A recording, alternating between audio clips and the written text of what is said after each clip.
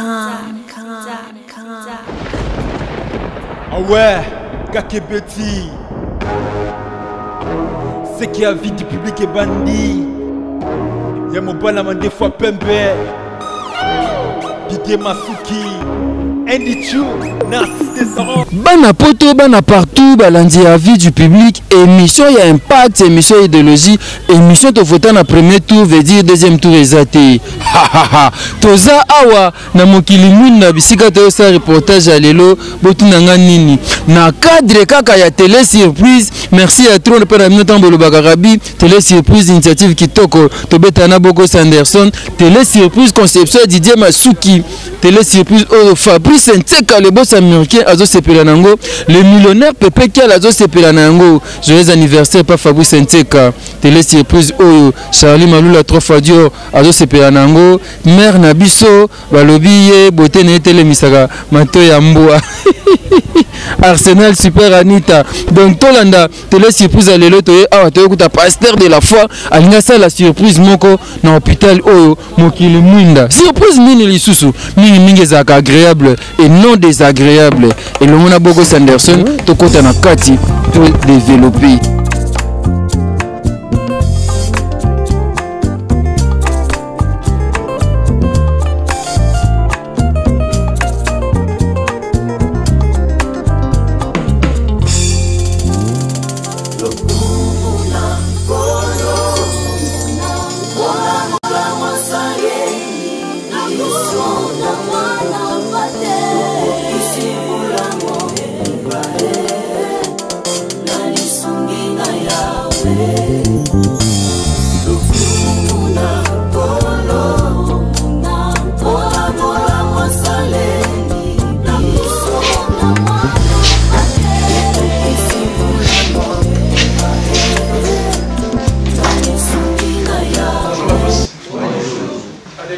Elle est heureuse de vous recevoir dans son cadre pour la cérémonie de signature du contrat entre CEFC et sa structure sanitaire qui est le centre hospitalier de Kémy. Pour ce faire, je vais devoir vous présenter les programmes. Déjà, on s'excuse pour le retard qu'on a filmé, on devait commencer à 10h, mais là on commence à 11h, vous comprenez avec, vous corrigez avec moi que 10h c'est 11h donc, c'est mise en place terminée. 10h05 c'est arrivée de l'équipe de la DECOM. 10h10 c'est arrivée de la délégation du CEFC. 10h15 c'est arrivée du secrétaire général de la DECOM. 10h20 c'est la prière qui sera dite par le pasteur. 10h25 c'est les mots de bienvenue qui sera dit par le médecin superviseur du centre hospitalier Mokili Mwinda. 10h30 c'est donc la présentation des participants. 10h35, c'est le mot du représentant de l'église CEFC, donc le pasteur Jean de la Foi Mayata. 10h40, c'est le mot du secrétaire général de la DECOM, M. Nestor Bazé. 10h45, c'est la signature proprement dite du contrat. Et à 10h55, 10h45 plutôt, c'est la signature du contrat. 10h55, c'est la photo cérémoniale, donc la photo qui va sanctionner la journée d'aujourd'hui. Et à 11h, c'est les cocktails et la fin de la cérémonie. Donc, on va décaler d'1 heure notre présentation, donc on finira à 12h. De ce fait, je vais devoir inviter l'assistance à se mettre debout pour la prière qui sera dite par le pasteur Jean de la Foi Mayata. Donc, merci pour la rencontre. Nous avons que cette rencontre est pour ta gloire. Parce que nous sommes Christ aux Oloba, nous sommes malades, nous sommes matés. Ce qui veut dire, Seigneur, pensez que les malades ont droit à la visite et à aide. Raison pour laquelle, Seigneur, tu s'engagnes pour aider ton église à trouver part pour que la parole est accomplie dans la totalité de et le combien de paille. Raison pour laquelle, tu salues l'ouverture pour le il y a Milulu pour nous. On a bisodé le début jusqu'à la fin. Afin que nous soyons pour ta gloire dans le nom puissant et glorieux de notre seul et l'unique Sauveur Jésus-Christ de Nazareth, d'être au semble du bon et te Amen. Amen. Bon, le roi va annoncer qui programme actuel la journée. Maintenant, après la prière, c'est Madame la responsable administrative et financière, Monsieur le révérend pasteur de l'église du CFC, distingués invités à vos titres et qualités respectifs, le centre hospitalier Mukilimwinda en particulier et la DECOM en général éprouvent une joie immense en ce jour combien louable de signature de contrats de prestation entre deux grandes entités, la DECOM CHM d'une part et l'église du CFC de l'autre part. Nos remerciements vont tout droit au ciel vers le Père qui par son amour infini vient de rendre possible ces assises tant attendues.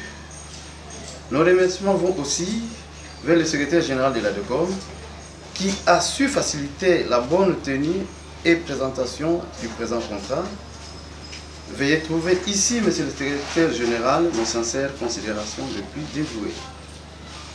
Un grand merci aux représentants de l'église du CFC, à la personne du pasteur Mayata, qui, soucieux de la santé tant spirituelle que physique, vient aujourd'hui en bon berger offrir à ce membre ce présent cadeau. Que les très hauts vous bénissent, révérend pasteur. Enfin, à tout personnel du CHM que je représente ce matin en qualité de médecin superviseur, veuillez jouir de ce présent et en faire bon usage. Nous souhaitons bienvenue à tous et que Dieu vous bénisse. À présent, les on a présentation à la participants. Mais tout ça par délégation. Donc, la délégation, il y a CEFC. Ceux qui délégation. Merci. Le monde est que les gens respectent la CEFC. Merci beaucoup pour la place. Délégation, il y a ADECOM Mukilimwinda, na CHM Merci.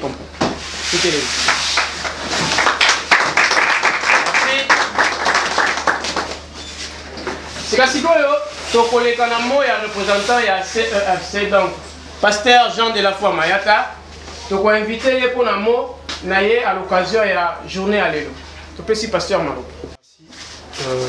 Nous sommes très contents, très heureux qu'il y a une cérémonie pour la signature de contrat entre la DECOM Mukilimwinda et l'église CFC, Centre évangélique de la foi en Christ. Je crois qu'on a prié dans le Lobawa. Christ a dit que malade. Les gens demandaient quand est-ce que vous êtes malade. Mais Christ a dit que vous êtes malade. Mais ceux qui sont malades, c'est ce qui veut dire que vous êtes malade. Ceux qui sont malades, vous êtes malade. Par rapport à la mission de l'église, aujourd'hui, l'église a humilié les hommes de Dieu également. Le pasteur Miyidi, Bandimi, et par la grâce de Dieu, dans la génération Nabiso, nous voulons quand même faire quelque chose de bien. C'est vrai que ce n'est pas au Batubazo, le Bayamouanande, et ça pensa vérité. Parce que le païen ou les gens qui ne comprennent pas, Balobaka à Bongo. Mais nous, quand même, de notre côté, l'église CFC, Tolima Kito portait aussi médecin le docteur Oscar, il y a porté don au nom de l'église, n'a pas fidèle, nous sommes l'église CFC. Tant que tu souhaites te babela mettre au bela rakaka. Alors tant babeli ba quoi soit approprié parce que tu as une famille où ils ont l'autre côté des fois. Mon mutazo bela et il y a certains cas à tabu sambeli fois mon médecin parce que yemo Christ azo s'il venait qu'il y a deux médecins. Il y a moi lobby il est le médecin des médecins. Donc pour nous l'église CFC nous sommes très contents et très heureux. Il y a aussi un contrat et tous on dit que par la grâce de Dieu et vous allez renouvelable. Parce que tous en a respect dans que le Seigneur a reçu ma vie pour sa gloire. Merci.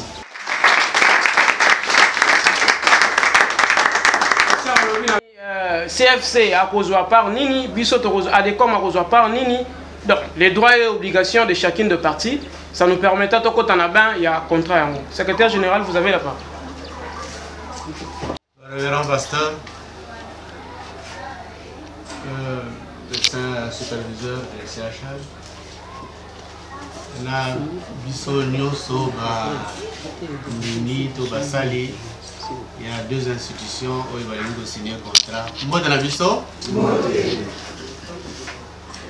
vraiment eza esengo na journée à lelo ezali journée à esengo na tongo tango na lamugi na sambeli fait ce qui na nzambe journée à l'élo na kati ya ba prière na ngai objet ya liboso ezalaki cérémonie à l'élo vu que ekoka kuleka ndenge nzambe alingi etobondelaki mpona yango e ezali kose concrétiser se ndenge wana.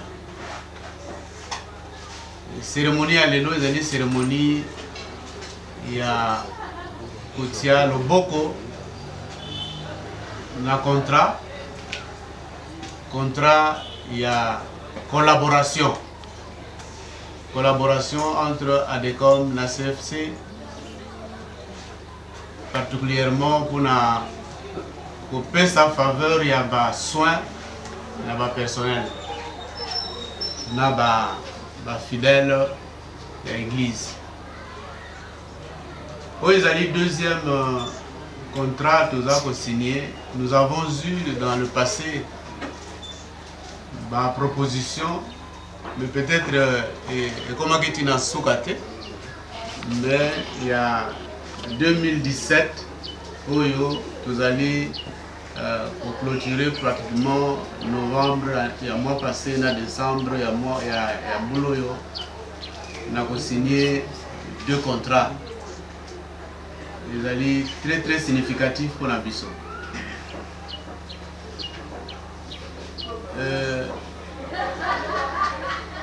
On a remercié le Sambouya tout à l'heure pour que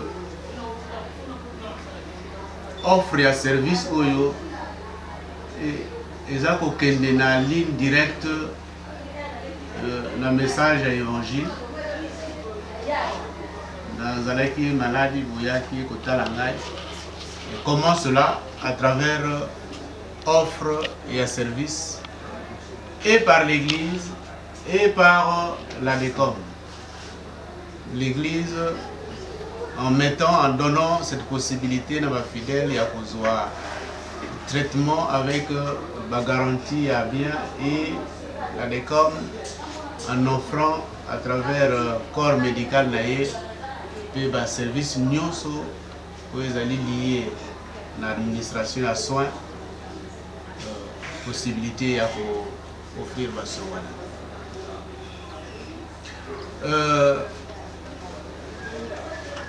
C'est ça le contexte global de il y a contrat. Donc ce n'est pas quelque chose, il y a l'écolo, mais c'est quelque chose qui s'inscrit dans cela, il y a exigence, il y a évangile.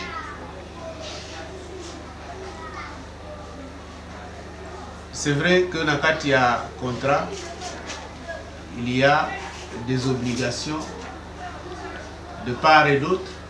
Il y a un bateau aussi les deux parties. Dans un engagement, il y a l'une et l'autre partie. Mais bien entendu, comme tout contrat, les alliés qu'on spécifier l'avantage, il y a ma partie. En ce qui nous concerne, na biso na ADECOM, à travers notre centre hospitalier, tous engagés à offrir des services. Na malade, et spécifiquement les malades, il y a l'église CFC. Pour offrir des services, il y a soins, il y a Kitoko. Pour offrir des services, il y a santé, il y a malam. Et il y a des soins de qualité et des soins appropriés. C'est ça le principal engagement pour le bureau aujourd'hui comme CHA. Des soins de qualité et appropriés, les Okobanda. Déjà, tant que vous avez la porte, il y a des sentinelles qui reçoivent les gens. Les soins commencent là. Il faut clôturer parce que tant que vous avez Avec tout l'arsenal maintenant, la structure, le service, on coûte à la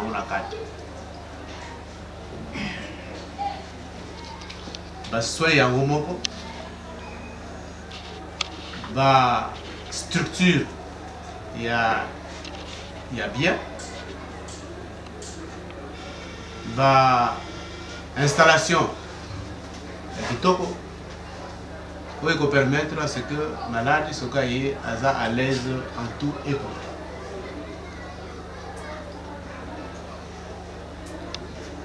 C'est ça un peu la spécificité. Même si on est au service de tout le monde, de tout patient qui arrive, mais regarde de manière spécifique na ba patient oyo ya église CFC. Parce que il y a un contrat qui nous lie. Et personnel na biso nyonso banda la sentinelle, les gens de surface,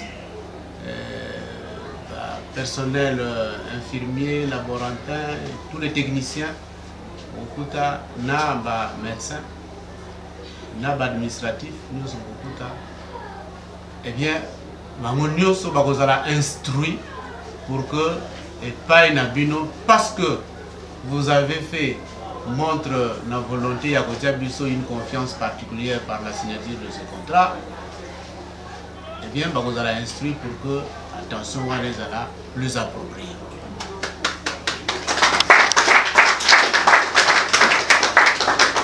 Et je crois que ce serait la même chose que sur tout à l'heure la pasteur dans mon bureau. Par contre, la mission à l'élo, par contrat, quand on passe la signature.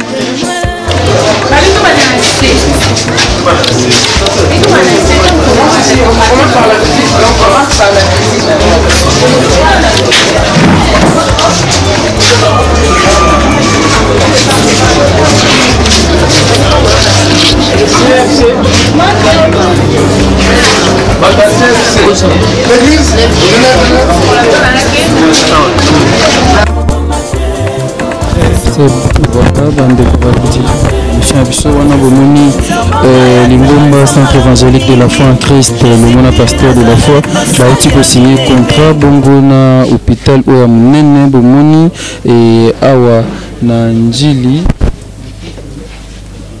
mokili mwinda bongo sika tozali ko procéder na visite pasteur de la foi elongo na ba responsable bazali ko faire visiter lingumba ya bana nzambe centre évangélique de la foi en Christ hôpital oyo et bandimi banda kwa kozwaka soin awa ya solo ya boye ezala nanu te kasi yango oyo makambo yango tozomona église et signé contrat na hôpital pour que ba chrétien to pe ba fidèle ceux qui ba beli ba yaka kozwaka soin et ya solo nzoto ebelaka nzoto ezali tango nyonso na bokono kasi losambo ezali epai mpe munganga mpe azali wana mpo ya kolandela soin ya bandeko oyo bazali kobela c'est ça tozali bongo na tozali bongo komona docteur azali kotambusa bandeko awa mpona kovisite kotala lolenge hôpital yango ezali komona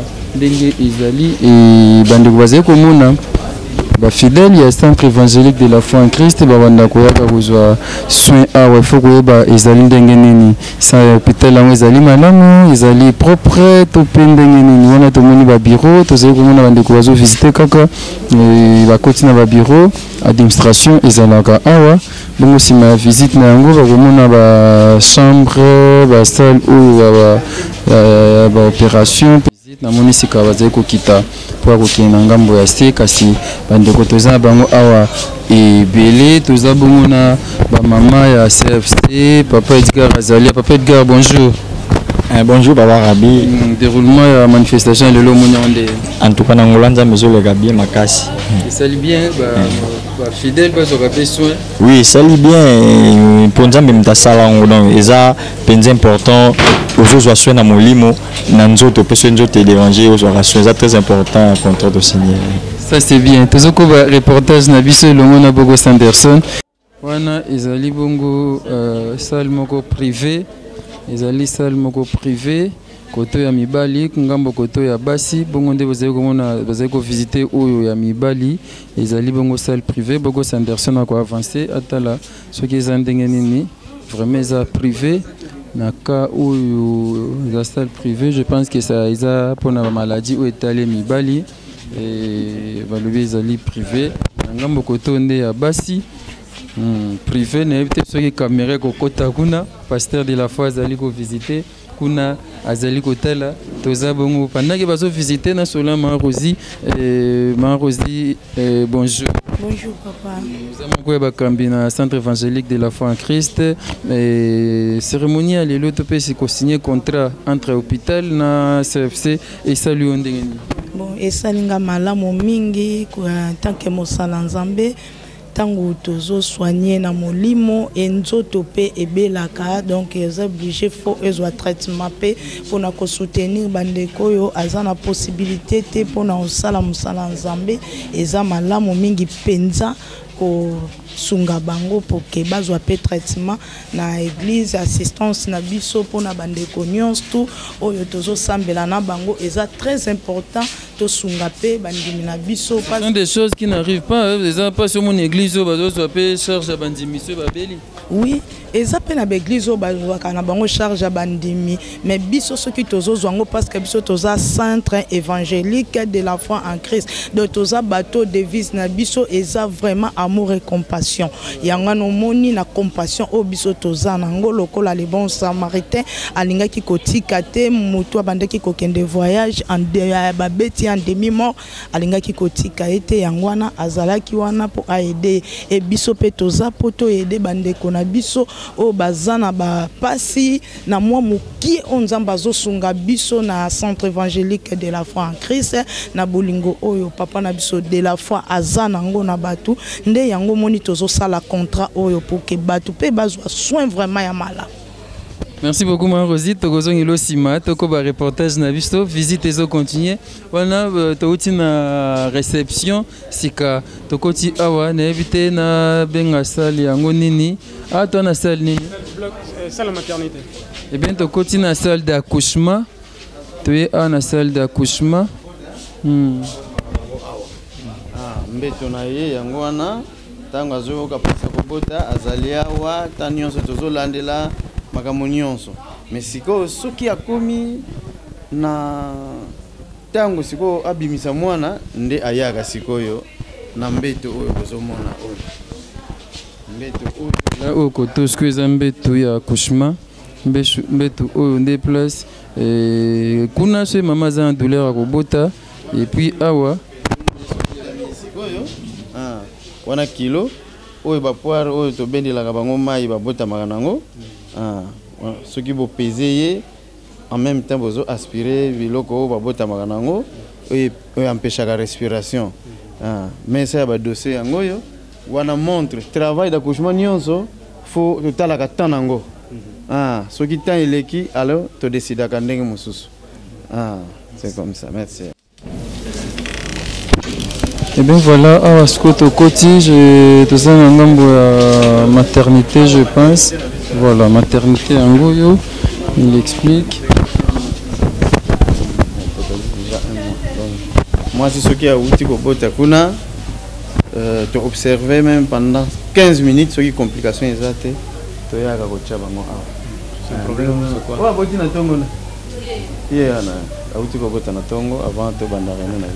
Elles sont elle, les finances chef, voyez même le phénotype, elle totalise déjà 1 mois. Et bien voilà, donc on est là, au monde maman Bautiko Bota, Bandeko Bautiko Bota Awande maternité, ceux qui ont abouti dans la chambre où Sikabana Wazamaga, je pense. L'impression des Andéni pour la journée à l'élo, na événement à l'élo. Ndega tolobike Bible zoloba na biso ke nyonso to sala to tombolaka Nzambe. Nzambe tala biso toujours na ba œuvre bon. Ba oyeba ke tozaye ou bien tozaye te. CFC bandim basé belé ko signer contrat ke pona ko soin ya bango eza mo passe to singa misolo belé. Nzambe mo ga oui ako pourvoir.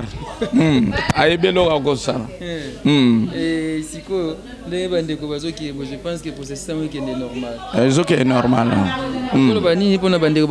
Par rapport à Cameroun. Bon, tout le but que Bible ne zol ba petem na biso toujours parler que nazaki malade oyako talangai. Alors na amour tozana ensuite tozana amour tozotala ke compassion ezali. Na compassion ne toko yako sunga pe batune tozomona bo. Merci beaucoup. Ok, merci. Voilà, on est en train de poursuivre ce reportage. Pasteur de la foi a signé un contrat dans l'hôpital Haute-Ozali pour les malades, les patients et les fidèles qui ont soin à primo abordable. Je pense que vous avez des détails surtout Kobina Bogos Anderson. Voilà. La visite guidée continue. Vous voyez les membres de l'église CFC, Centre évangélique de la foi en Christ, accompagnés de leur pasteur Jean-Paul Mayat, l'homme de la foi. Ils sont guidés par le responsable de l'hôpital Mokili Mwinda. Ils sont en train de visiter cet hôpital et maintenant on est à la salle 1, ma première salle. Et bien, nous allons tenter de visiter et puis vous voyez comment ça se passe là, tous les amis sont là, les amis de la foi, et tout le monde sont là, on est en train de visiter, ça se passe très bien. Donc désormais, les fidèles du centre évangélique de la foi en Christ viendront prendre leurs soins ici pendant qu'ils sont malades. Et c'est ce que le pasteur fait. Il a dit nous allons entretenir nos fidèles spirituellement, nous devons aussi les entretenir physiquement. Pendant qu'ils sont malades, ils doivent venir prendre des soins appropriés. Voilà.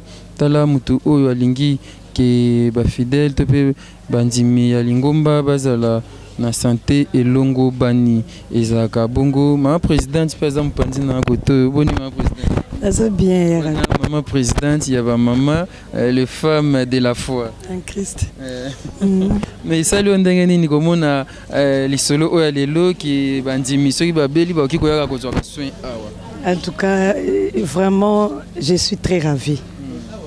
Et c'est comme on a zanango isa koleka. Omoni un bon berger ndenge papa uchikoloba. Ye alingi kaka bikisa batu na molimo te. Mais asali ke nanzoto pe abikisa batu. Ndenge Bible lobi. Po nanga eza malamu mingi vraiment. Po nazana papa moko ya rabi ya lingaka mingi asali la batu ke ye. Yango vuma lelo na confirmer yango lisusu na misala oya sali na mon hôpital ezo singa misolo ebele Oui, bon, Dieu pourvoira. Le col a déjà la confiance dans Zambo ya salelaka. Amoni ke na Nzambe makamno sikozala nango malamu. Merci beaucoup, Madame la Présidente. Voilà, la visite est guidée, continue. On est toujours là en train de visiter cet hôpital. Les pasteurs de la foi accompagnés de ses membres du bureau ainsi que quelques fidèles du centre évangélique de la foi en Christ. On est là dans la salle de chirurgie. Je pense que ça nous intéresse vraiment. Awande bisika basala kabatuba opération chirurgicale. Mais bien, ils vont dire quelques mots.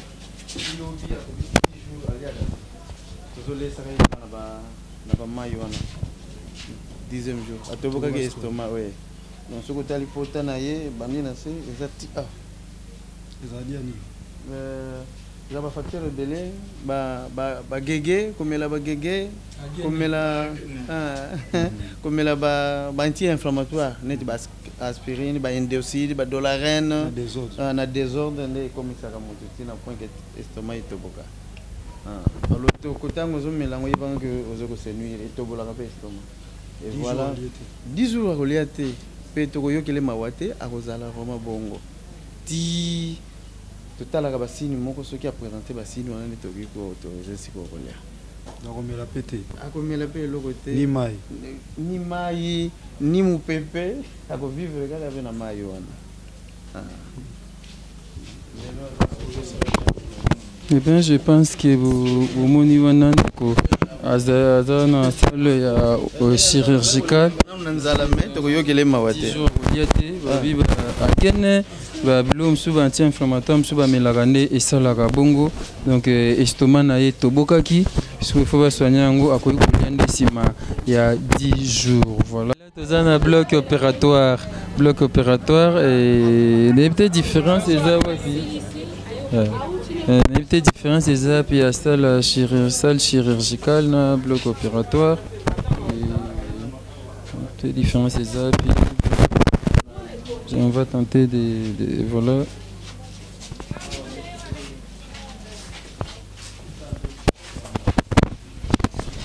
Bloc opératoire, ma salle d'urgence.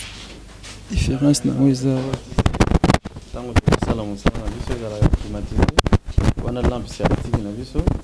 On a aspirateur na biso. Oyo table à instrument.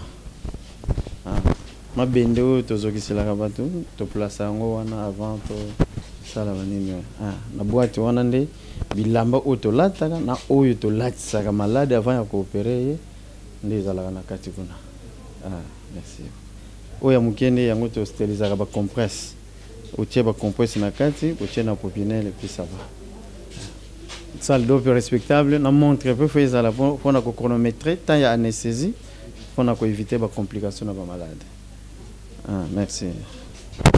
Alors, est-ce que vous avez une salle d'op? Souvent, formons chaque semaine.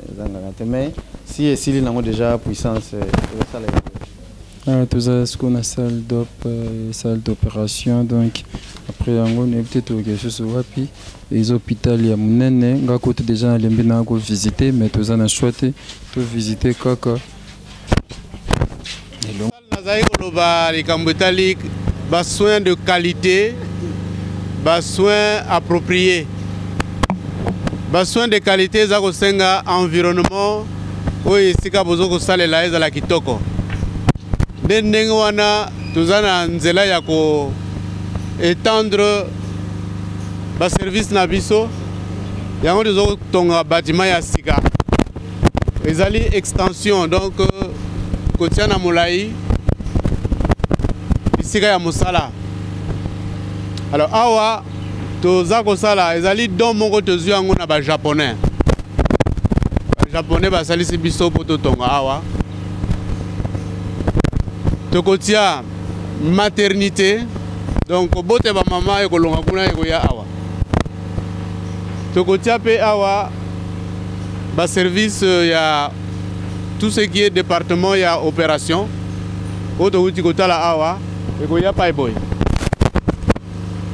Ba laboratoire pe eko koma minene eko ya awa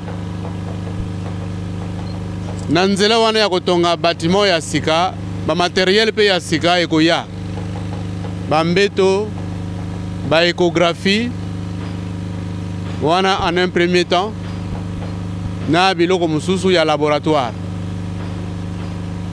ba radio peut-être koya sima mais déjà en janvier lelo ba yebisi ngalbi to on a besoin que en janvier biloko news tango to sala inauguration pasteur a kozala invité bokomona biloko wana na kati awa donc oyo lokola bo bénisi ya Nzambe avec ce partenariat oyo to sali nabino yango toza ko visiter mes chantiers mais d'ici fin janvier inauguration il faut le 30 janvier ambassadeur ya ko inaugurer yango misala ezokene noki noki etikeleka ba travaux de finissage. Merci.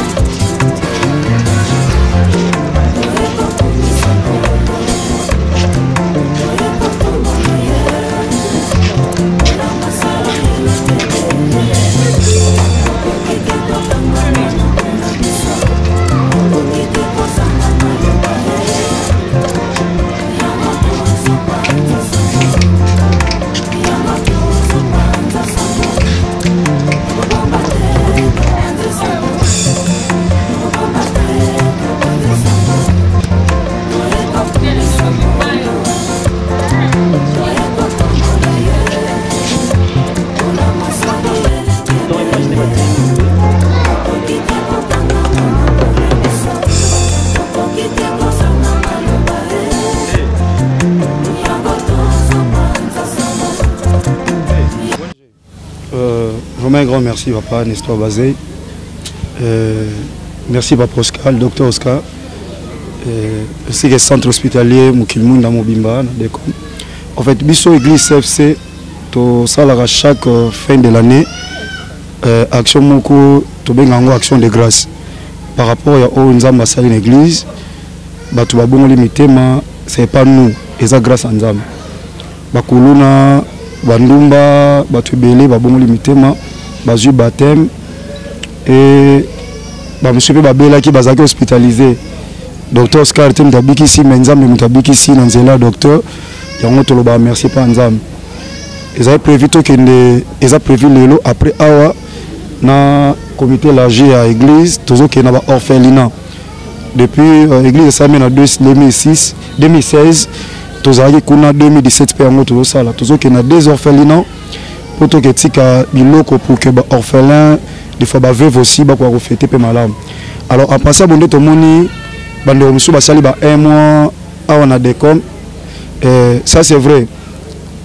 Hôpital ko fonctionner que so ba to bazo futaté parce que ça ba produit ba jus ba traitement tout ça et biso église CFC to pensa qui pour na bande ko on a basali ba un mois déjà awa aussi ba bonga mais bazana ba moyen et puis tout ça c'est peu na été so mon na ko to moi na biso école de dimanche raison pour laquelle on contrôle falaisa moi na biso école de dimanche ça je ne sais pas s'il vous plaît so ko benga moi na s'il vous plaît maman n'est pas ko ya na parce que la monia pas la mana biso CFC so ko ya tout ça ko ça biso donc tout le monde est bango bazao de ban église donc vous comprenez qu'il fallait que ça la bazane impossibilité aussi il y a qu'on a besoin au moins ça bongi déjà raison pour laquelle ça va non baby comment non passer de la foi bazamo en église maman na aux en CFC d'accord.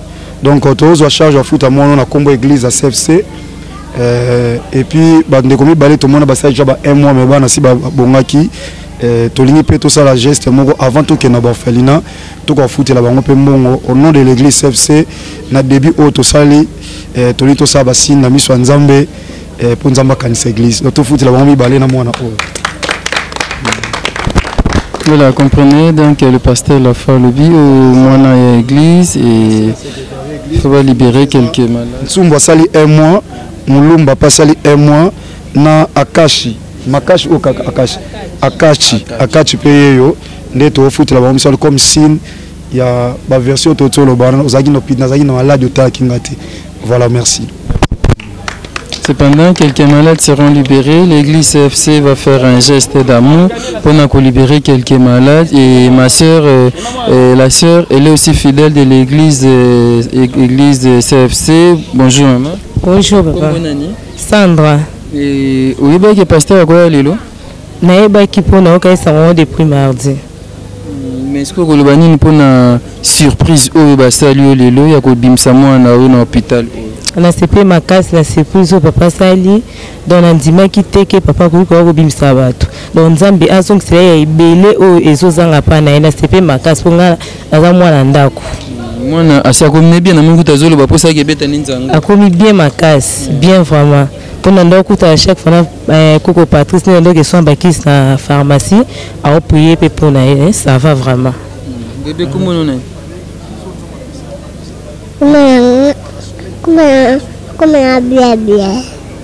Nani? Loba comment on est? Blé. Ah, blessing. Ah, c'est bon. C'est pas le moins pasteur de la foi. Loba. Voilà, donc blé, ACP, pasteur de la foi, il a libéré quelques malades, y compris dans blé. Moi, je bandimi à l'église au pasteur de foi Azo Kamba, Azo Bimalelo. Ils ont eu une surprise, ils ont un cadre de télé surprise. Ils ont ça moi bien. Maman a eu un hôpital et mon abela qui a ça comme moi bien. Moi, Misolo Mizanga qui kasi Azo Bimanae déjà, pasteur de la foi libéré. Il y a quelques bana. Tokoba, reportage Nabiso. Eh bien, Tozana Mokouaba Munganga Awa, docteur, Aza responsable de l'hôpital. Bonjour docteur. Bonjour. Vous avez Mokouaba responsable de l'hôpital Oyo. Par rapport à la signature à contrat Oyo, Longona, centre évangélique de la foi en Christ, ou pasteur de la foi Zokamba, impression des Andés.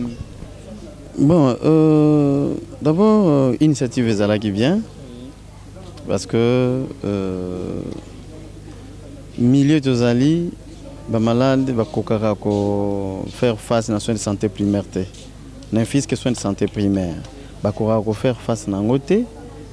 Bongo, n'engeni vont faire face à traitement net, opération au-delà de $50. Au moment où soins de santé primaire, vous avez fait l'angoté. Bongo, opération au-delà de $50 au Salandene. C'est pourquoi na CPLA qui na initiative oyo nzambe a pambola musali na ye na initiative oyo azui ya kosunga ye moko ba fidèle.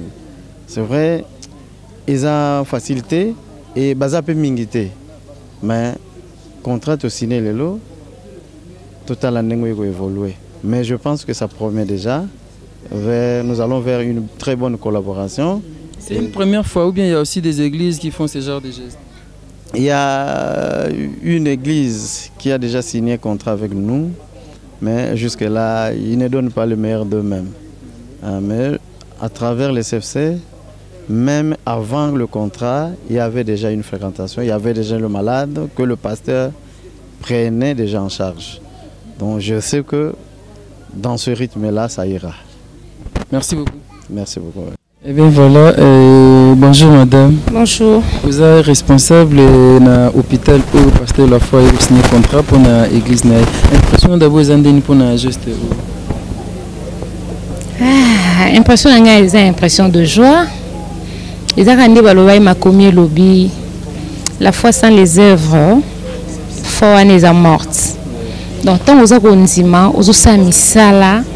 Nzamba zo tutisama azo ba peko kokisa o yozana ngo senga au pasteur de la foi sali ba église belé ya minene sala ngote mais ça me va vraiment droit au cœur ndenge ba lobi ba malade à CFC ba kozwa une attention particulière donc vraiment pour nabiso c'est une grâce c'est une considération et ça libiso sengo mingi les mots me manquent mais vraiment et Pessibiso et Sengoming na moté. Et en particulier, qu'est-ce que vous pouvez lui dire par rapport à l'initiative? Bon, tout le bisouka a été Nzambe a touché na ozo salama a touché ta moko o a resunga CFC ezo apebe extension bisika mususu po na monaka mona za na quartier na za na mutukate na komona taxi ezoloba tozokenzela loemba na nzela de la foi mais otuna mutu wana auti wapi aweso auti bandal auti mbinza lelo soki extension mosusu ebimi kota bandal extension mosusu ebimi kota bama campagne omoni ke ekosunga bana na nzambe oyo baza na kondima ke pasteur de la foi so atie bango loboko na kondima na bango nzambe akosala donc ezala un pas oyo ye asali epuis mibale misato mine e akolanda na nsima. Merci. Ok, merci beaucoup. Eh bien voilà, tous l'homme de Dieu, le pasteur Jean-Paul Maata, l'homme de la foi. Et bonjour pasteur. Bonjour Papa Rabi. Tous Longo. Et initiative d'abord, il y a signé contrat à l'hôpital Amnen pour que les fidèles, il y a centre évangélique de la foi en Christ Bazouaka soin et Banda Gindengeni. Oh Papa Rabi, Zaki Ngamo d'abord, même l'église Somme Tabeli, au Monae, à l'Obino, Papa Santé Zabienté. Au Sambeli, mais cela ne dit pas que Moutou a coquille qu'on soit traitement parce que nous avons un médecin c'est la raison pour laquelle on a ta pasteur à Belaka n'a pas hospitalisé il y a un aïe de la foi j'étais hospitalisé na bonde tout et tout pour dire que l'hôpital peut et sa place autour parce que Christ a parlé aussi de ça dans un qui malade bodai kota langate donc na mande ko sunga mtoye au pessimon qui soit traitement parce que des fois ba financer l'église balelaka et loko zo kota te sozotine la bombe charge ma moni peut passer aux autres déranger bon alors il y a qui charge nanga moko na banda au salon je me rappelle na 1995 na zaga na maki tozo préparer examen d'état il y a un frère na kata maki na soit bela na déplacer banda na maki ti na quartier 13 tozo na quartier 4 na même hôpital azwa traitement na futambo tozo na maki na 1995 donc c'est-à-dire compassion wana et bande bandaka alors ko sunga au pesimo ke zo traitement ça le examen au sambeli motinde pe hôpital et na mona kinga moko na ndoza beni parce que c'est que l'homme aura semé le moissonneur ndetango nazo ki damu kilimunda na soli na comité de l'église nzamba pambola bango basali na nzamba solo ba comprendre vision parce que malheur d'un visionnaire so va s'entourer na bateau bazo ba ko soutenir vision te bazo comprendre yete mais loko la nzamba pesa ngai ba collaborateur comité église na comité élargi ba comprendre qui vision que l'église peut cause charge wana de la manière que bénédiction moko za lokwa parasoleil sonda tema tambene na CFC a pambolami à cause ba œuvre à CFC ndi ngono moto bandimi ndi lelo to ko signer contrat oyo à collaboration entre centre évangile de la foi en Christ CFC et puis ADECOM Kilimwinda. Mais aussi na misolo ebele parce que vous en à chaque parcelle on a nous sommes nzambe lopango te bandi déjà vous avez contrat monsieur Suboye vous avez difficulté à Papa Rabeza le quoi mutana posa somo lopango maboyi ko soutenir musala nzambe nzambe osepela na ote yango moni so taina mukana Proverbe chapitre 11 verset 24 Bible le dit tel qui donne libéralement devient riche mais tel qui épargne annexé ne fait que s'appauvrir. Quand on veut épargner annexé, Dieu n'a pas interdit à quoi épargner mais quand on le fait annexé on fait que s'appauvrir. Tous en a posa lopango mais surtout on limite banana ko soutenir ndeko mwaza malade alo banini nzamba pambo l'église na biso auto futili mbongo awa prière ni ba osala nzamba pambo la penza église CFC a pambo la pasteur de la foi or bénédiction banana mandefo aro kitati na se voyez donc ba pambo lingai c'est que bénédiction kitati na église ozomona yango to moni to banda osala ba œuvre parce que la foi sans les œuvres elle est morte donc yango to osala ba œuvre auto limi difficulté wana et toujours lima que nzamba opesa mbongo poser le pango na ba sombla de la foi te eza le pango nzambe et resomba même à travers ba œuvre o nzamba kota le kamna so peut lever quelqu'un na fin fo ya monto s'attendait te il peut arriver ba to ça na mapango asa mapango ebele misu pas content ngote mais biso to luka le pango Dieu peut toucher quelqu'un comme ça et même mutu mo ba bitenga na pesi le pango na boté ka bo somme place bolingi je crois à ça parce que je suis un homme de la foi voilà. C'est bon, merci beaucoup, pasteur. Toko Banan de CCT, tu vas te profiter de ton interview. C'est bon, on poursuit notre reportage. Tozaga a Mokilmwinda, Bissika Bayeko signé contrat de partenariat entre les centres évangéliques de la foi en Christ et l'hôpital O pour que les fidèles soient soins. Toko bi reportage national Bogos Anderson.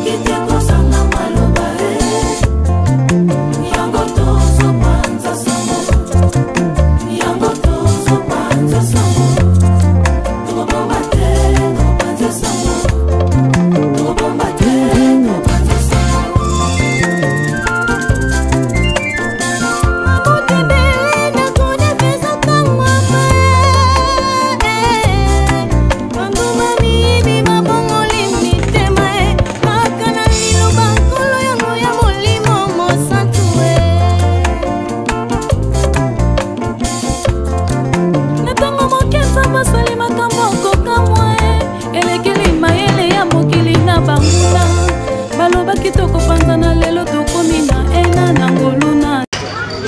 Ouais, vas-y. Merci encore, merci.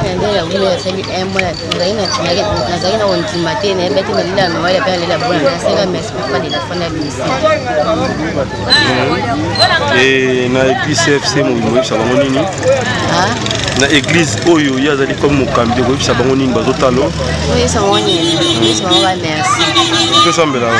Ça me là groupe de prière na toi. Pasteur na bino bandimide va ko talo OK? Voilà, merci en tout cas.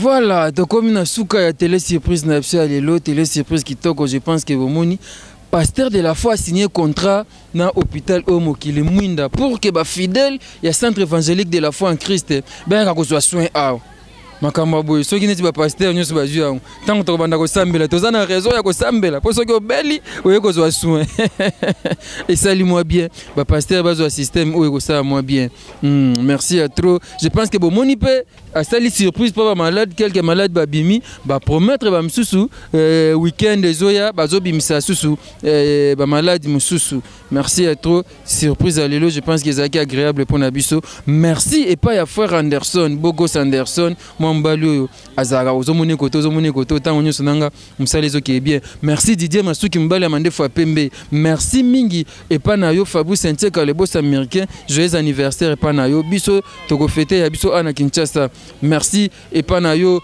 le millionnaire Pepe qui a l'équipe à Makasi veut dire mtambonga mninga na hote merci ko oya gobeli chafumo abilele merci et pas na yo maman Nari Jandi Luwawa un enfant pas comme les autres. Merci Panayo. Je pense que ça a été la surprise Nabiso. Merci beaucoup Sanderson en réalisation et en montage. Tokuta Mbalasima numéro Yastika. Avis du public toujours. Ah ouais, Kakebeti. C'est qui avis du public est bandit. Y'a mon balaman des fois pembe. Didier Masuki. Andy Chou. Narcisse des